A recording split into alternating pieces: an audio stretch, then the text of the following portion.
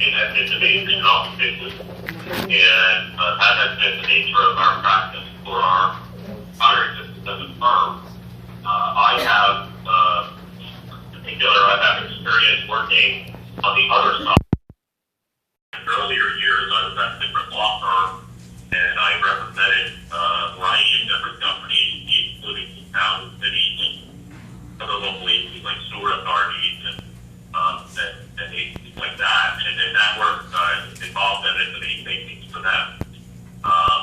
Since 1997, I've been at my current firm, and my work, other than one project for an electric company, my work has been in the past 10 years 100% devoted to representing property owners against various companies in property rights matters.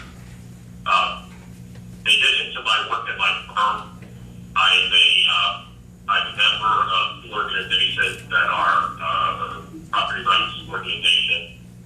One of them is called Owners Council of America. Owners Council of America consists of one lawyer per state that goes into her practice to representing people in property rights matters against government. You have to be elected to it. I am the New Jersey representative, and the only lawyer in the state that serves for Owners Council of America, and it's an organization that is comprised of close to 80 property rights attorneys around the country. If you read about some of these property rights cases over the years, one actually just had a decision made in it the other day involving property in Atlantic City, for the one that's been news quite a bit lately because of the presidential election is woman who was widowed who bought a home in Atlantic City years ago. The people who work on those cases include public interest groups like the Institute for Justice, and that organization actually has a representative in Owners Council of America, as the Pacific Legal Foundation, which is the other leading property rights group, which is based in California, but handles cases in the United States Supreme Court all the time involving property rights and property rights. Great. Well, listen, Anthony, we appreciate that. We actually sent out to several people your bio and the information. But for some of you that could not hear it earlier, some of the things, basically, like you heard, it wrote the manual on it. In the country, there's an organization. What's that organization called again? With the lawyers from eminent domain, and you represent the state. What organization is that again?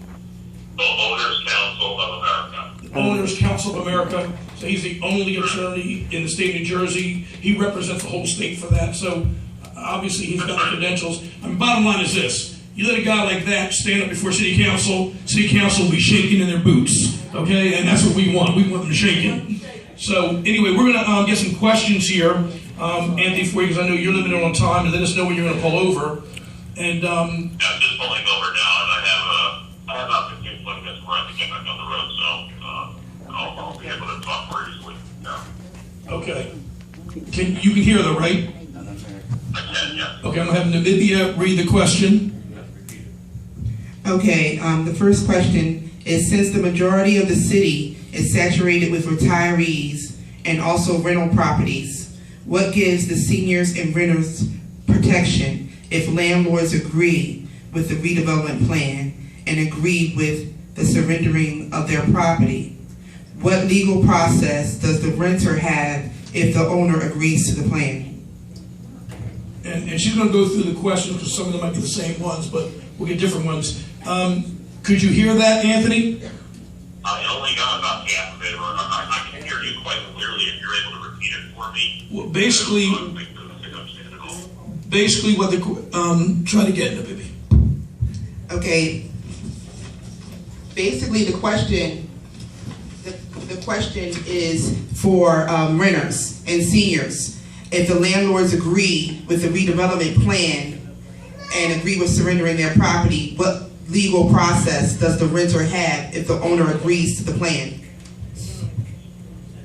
Well, the way the law works in New Jersey is the tenants are not entitled to as many rights in a redevelopment project as the owners are.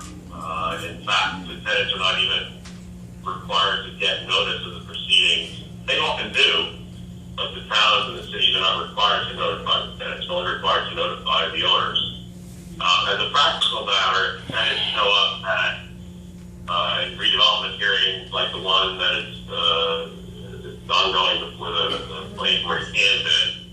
The government, if it's smart, will hear from the tenants, but the right to sell the property or to determine how it will be sold or it will be taken is essentially a right that is possessed by the owner alone, or the landlords in this case.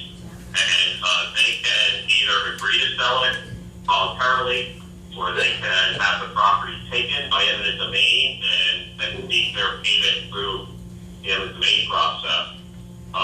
The tenants would be listed as parties to the eminent domain case, and their rights in that case are typically going to be governed by whatever their lease agreement says. So if you're a tenant and you have a lease with your landlord and that landlord's property is taken, your rights are probably going to be determined in accordance with whatever the lease says about what happens if there is a condemnation or a domain proceeding. And most of the form leases that we see that people sign, especially for residential housing, tend to have a form or boilerplate clause that specifies what rights the tenant or doesn't have. And in those cases, most of the leases provide the tenant with very little rights other than the right to receive what are known as relocation assistance and benefits, which for a residential apartment usually consists of your moving expenses and some other incidental expenses, but not much more. So my guess, I haven't seen any of these leases yet. Okay, Anthony? Okay, great. I mean, basically, that's why all the homeowners in that area, for those that are seniors and those that are renters or tenants, we have to fight this thing for ourselves, but also for those tenants, okay? We have to do it. Listen, a couple more questions here. Anthony, just real quick for some of the homeowners that are here. If this plan is accepted, what was stated on Thursday evening was that eminent domain will not be used to take away their homes, their properties, and they said also that eminent domain was never used here in Camden before, and Camden doesn't even have the money to do eminent domain. That's what was said actually by the council person. We did say that. Your comment? Well, I know that the use of eminent domain has diminished in the past 10 years for several reasons. But eminent domain is still allowed for redevelopment purposes in New Jersey. And if a local government agency like a city, if the city Camden, wants to go through a redevelopment process, it has to decide whether it wants to use redevelopment with eminent domain or redevelopment without eminent domain. And here, there are two options based upon a law that was adopted just about 2 years ago. And I actually was part of the team that created the law and proposed it to the legislature, giving the town the option to decide if it wants to use eminent domain or not. Here, Camden has gone through this part of the process, and it is reserving the right to use eminent domain. If it wants to make the redevelopment area a non-condemnation redevelopment area, it could. But if it doesn't clearly state in the approval that it makes of this process that it is not using eminent domain, then it can. And we see very frequently promises from government officials to say, oh, we're not going to use eminent domain, but then if you read the paperwork that they approved in their resolutions or their ordinances, they in fact do have the power of eminent domain. It has to be very clearly specified whether they are or are not going to use it in the approval document.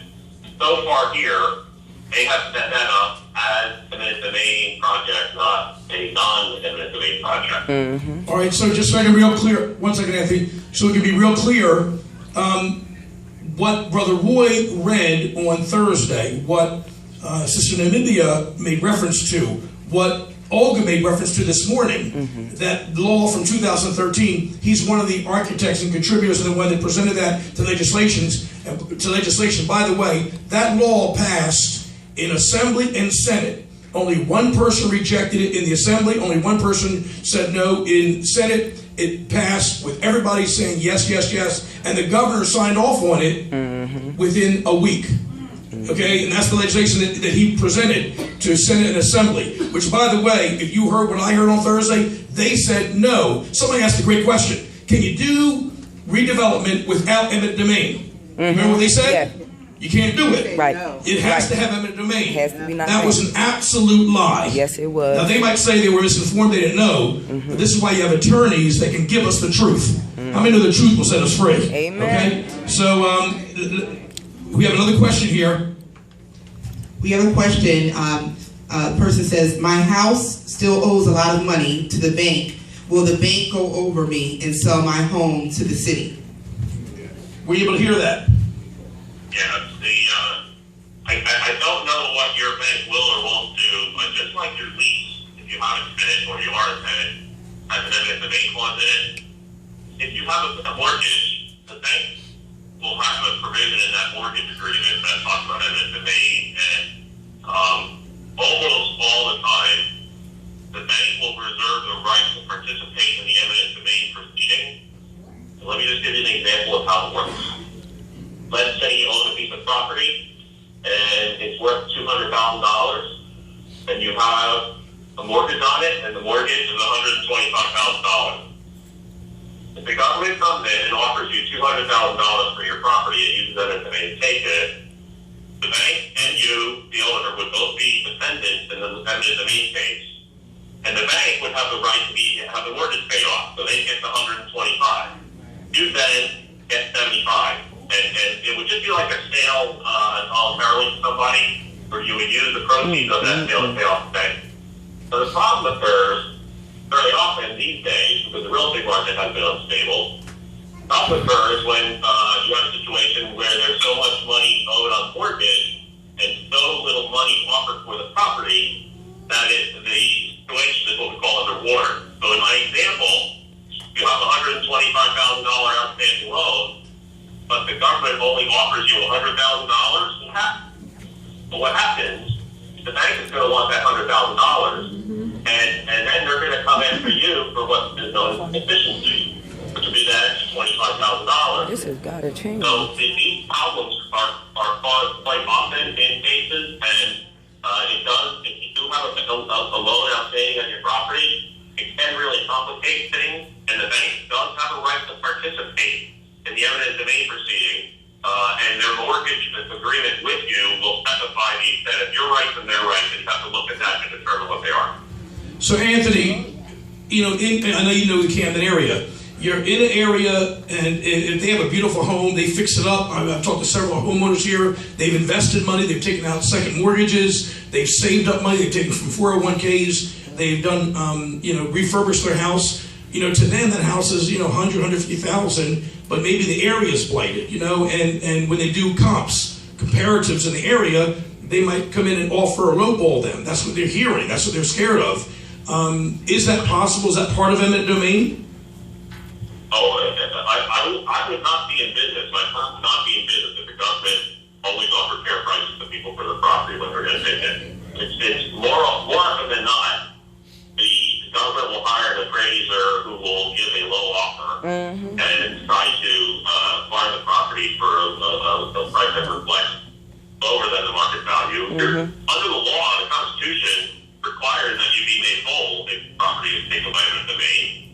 So you're not supposed to get a lowball offer. You're supposed to get a fair offer. You're supposed to get the amount of money that you would receive if you put the property up for sale privately and found a buyer who was willing to buy it without any undue input.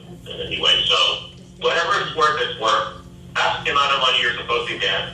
They're not supposed to lowball you, but they do, and quite frequently they do give you lowballs. And our job is, if we're not fighting the taking itself, but just fighting for compensation, our job is to make sure that the clients receive what's called just compensation, which is the amount of money that you would have received if there was no taking, but if you sold your property to someone on open private market. Anthony, we have another question here. Okay, the last question. How can we come together as a community to develop that's the best a rehabilitation plan indeed ensures rehabilitation, but eliminates any clause of eminent domain. Anthony, I don't know if you ever hear that whole question, but when you answer that, Anthony, you mentioned something to me yesterday in reference to that question, which shocked you. We sent Anthony the package of the redevelopment plan and also what was the second thing we sent you, Anthony? The application or study report. The report. Now, he gave an answer. I want him to give it to you because this shocked me the first 5 minutes when he saw this. And we have a case history on this. But Anthony, can you tell them what you saw as soon as you saw the report and the plan?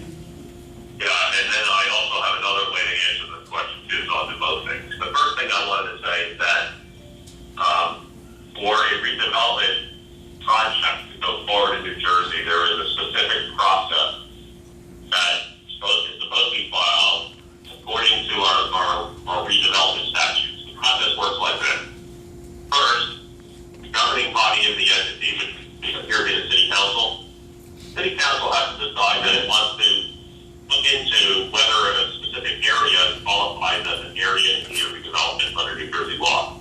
And when it makes that decision, the first official step after it wants to do the inquiry is it asks the planning board in town or the city to do a study. And the study has been done here. Done by a professional planner, typically it was done that way here. That study will do it's supposed to do a site-by-site investigation to determine if the properties and the area as a whole are blighted. Now, not every property has to be blighted. Use redevelopment powers. The area as a whole has to be blighted. You can have perfectly good properties in the middle or somewhere else within the redevelopment area and still have them be taken if the area as a whole is blighted. So let's back up for a second. The study was done here. You're now at the point, as I understand it, in the process where the planning board is having a hearing on that study that was done to determine if the area does or does not qualify as a redevelopment area. After that hearing or hearings are done, the planning board will make its recommendations and then will send them back up to the city council.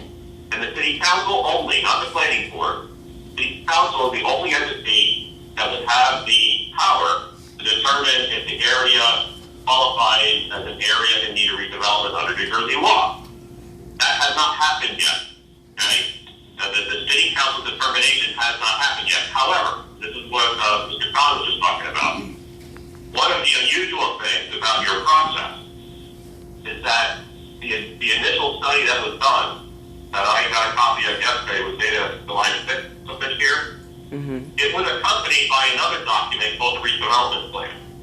The redevelopment plan only becomes relevant and needed if the area is declared as being in need of redevelopment. And what it does is it provides for what uses of property can be achieved and which properties would be taken or not.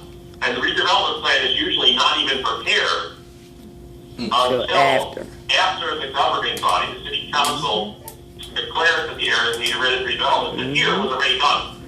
And it already said which properties that are subject to this state. So I'm not sure why they did both things at once, but... Welcome to Camden. Let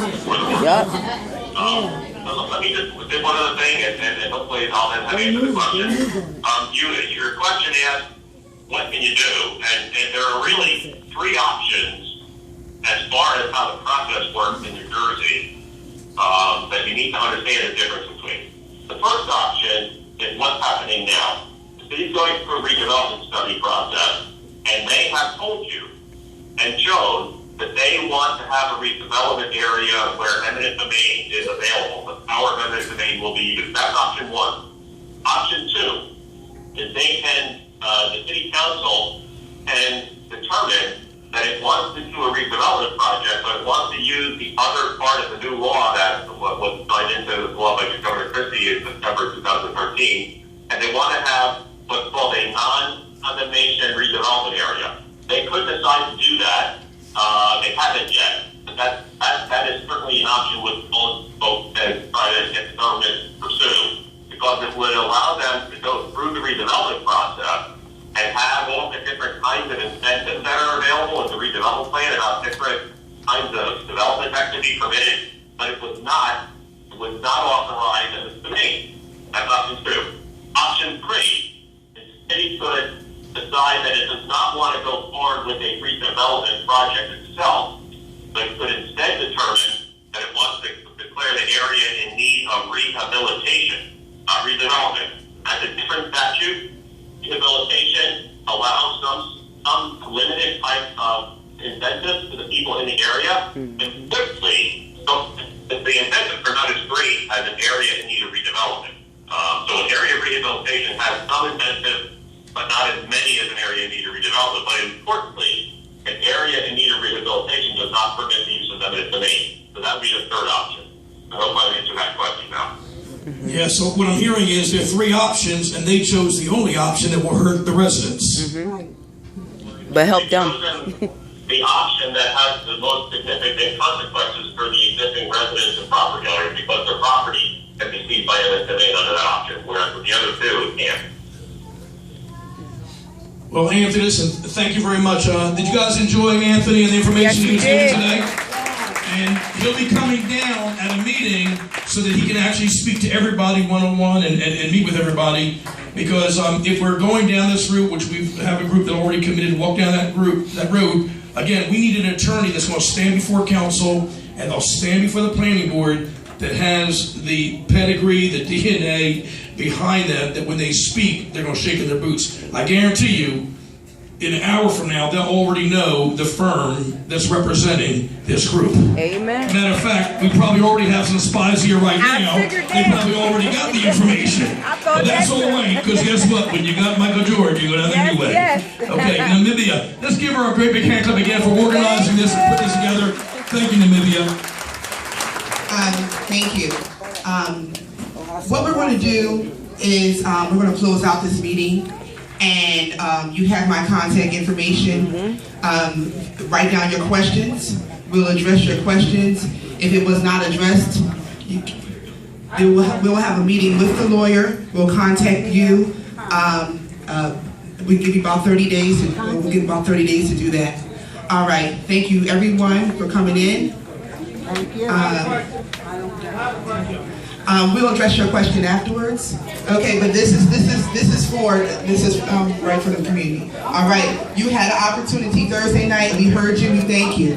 Thank you all for coming. Thank you. Oh, the spy is here. The spy. There go the spy. They did send them out, huh? They had their spy here. Lord Jesus. They either ignorant or they just Lord Jesus, Jesus, Jesus. Look, they knew that spy was here, huh?